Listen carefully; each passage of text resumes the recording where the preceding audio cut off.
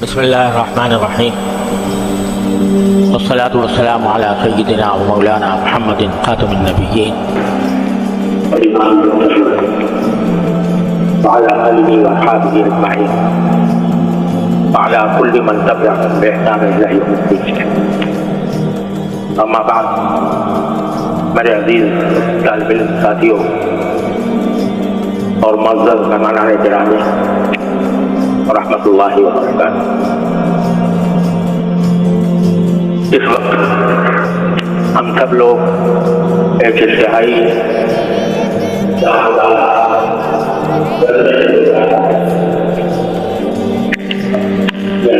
بات پر لاتے ہوئے بھی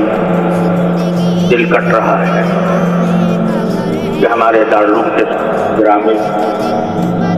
میرے بہت ہی محسن اور مشکل بھائی جن کے ساتھ میرا 75 سال کا ساتھ رہا ہے،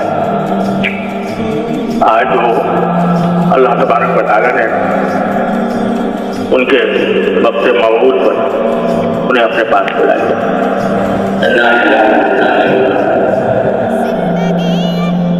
اس صدمے کے اظہار کے لیے میرے پاس کوئی ذخیرہ نہیں۔ ہم سب کے لیے ایک بہت بڑا صدمہ ہے، ایک عظیم سایہ ہمارے سر سے اٹھا ہے۔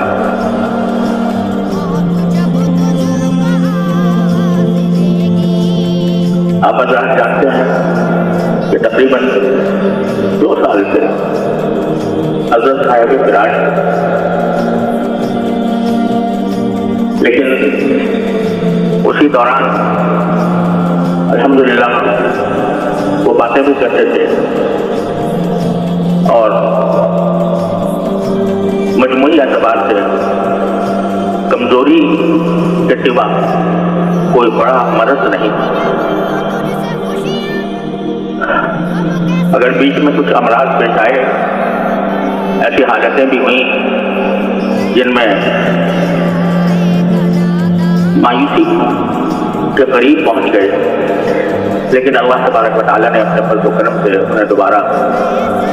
صحت عطا فرمائی، اور ہم اللہ تعالیٰ کے فضل و کرم کے بھروسے پر ان کی عیادت بھی کرتے رہے، ان سے باتیں بھی ہوتی رہیں، اور اب کچھ عرصے سے ان کی جو رپورٹیں ہیں وہ بھی بہت اچھی آ رہی تھیں۔ ابھی کچھ عرصے پہلے تک ان کے گردے کی تکلیف بڑھ گئی تھی، کریٹینن 5 تک پہنچ گیا تھا، جس پر بعض اوقات ڈائلسس کرانے کی تاکید کی جاتی ہے، لیکن الحمدللہ آخری رپورٹ جو اب آئی وہ 100% نارمل تھی، اور 1.3 ان کی کریٹینن کی رپورٹ ہے، اور بھی رپورٹیں سب اچھی آ رہی تھی۔ اور آج انہوں نے باتیں بھی کی، اور مغرب کے بعد پانی بھی مانگا، پانی بھی پیا، اور تمام حالات تقریباً نارمل جیسے تھے۔ صرف اتنی بات ہے کہ کمزوری بے انتہا تھی، جس کی وجہ سے غذا ان کو ناک سے دی جا رہی تھی۔ لیکن اچانک میں عشاء کی نماز کی اذان کے بعد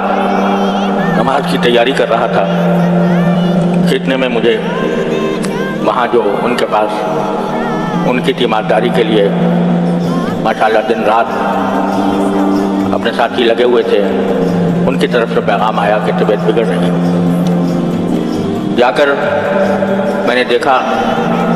تو ان کے سانس کی رفتار، جسے سیچوریشن کہتے ہیں، وہ بہت گر گئی تھی۔ آکسیجن لگائی گئی، پوری آکسیجن لگائی گئی، لیکن وہ کسی طرح قابو میں نہیں آ رہی تھی، اور غالب گمان یہ ہے کہ صرف 1 منٹ کا فرق تھا کہ 1 منٹ کے اندر سانس کی رفتار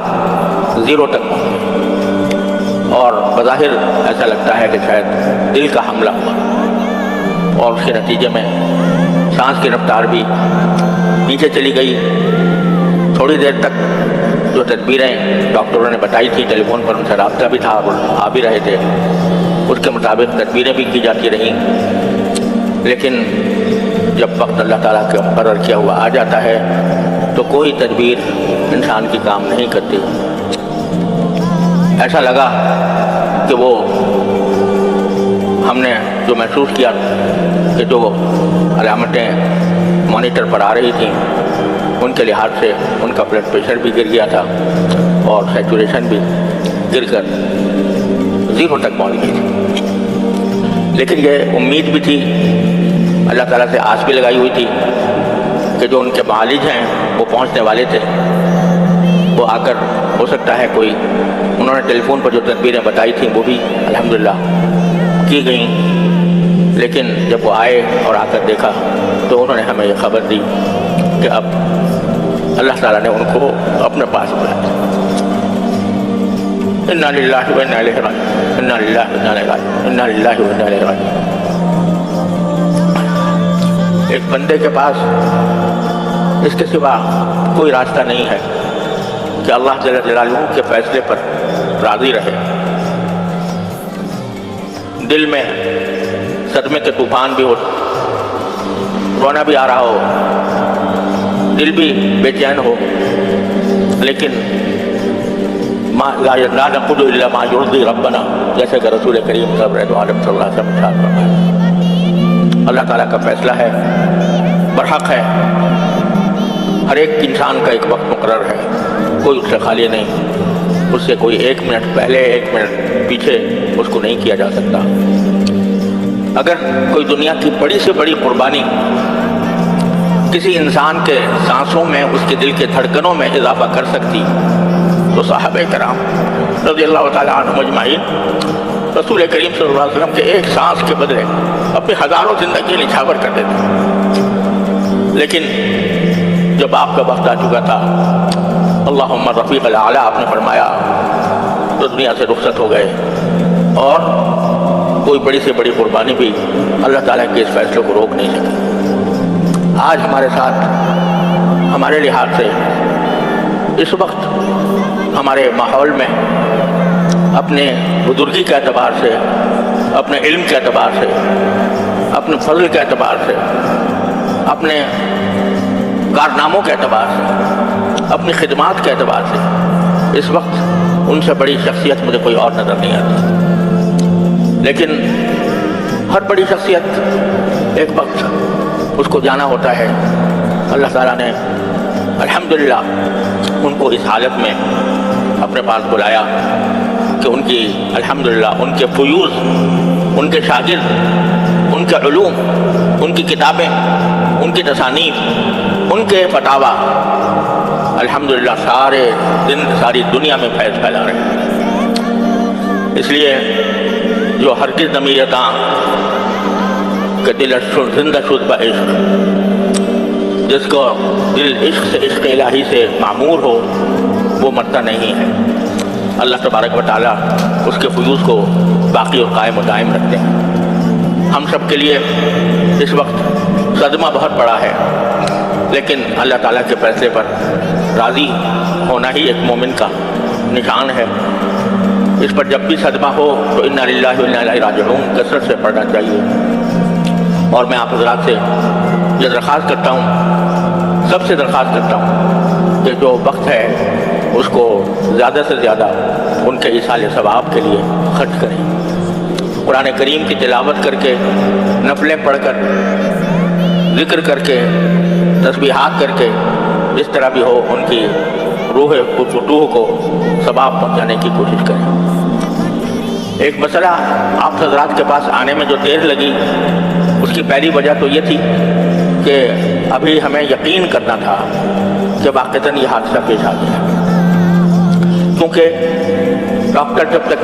तस्दीक न करे उस वक्त तक एक उम्मीद बंधी हुई थी कि शायद अभी कोई ज़िंदगी की रमक बाकी हो। डॉक्टर साहब के आने में कुछ वक्त लगा, उन्होंने देखा, उसके बाद के ज़रूरी फौरी इंतज़ामात करने ज़रूरी थे, उसमें मसरूफ़ियत रही। खबर सारी दुनिया में फैल गई और हर तरफ से टेलीफोनों का तांता बंधा हुआ। اس وجہ سے آپ تک پہنچنے اور آپ سے بات کرنے میں دیر لگی۔ ایک دوسرا مسئلہ اس وقت یہ ہے کہ نماز جنازہ اور تجہیز و تکفین کا مرحلہ درپیش ہے، لیکن یہ بھی ایک افسوسناک سی صورتحال ہے کہ ان کے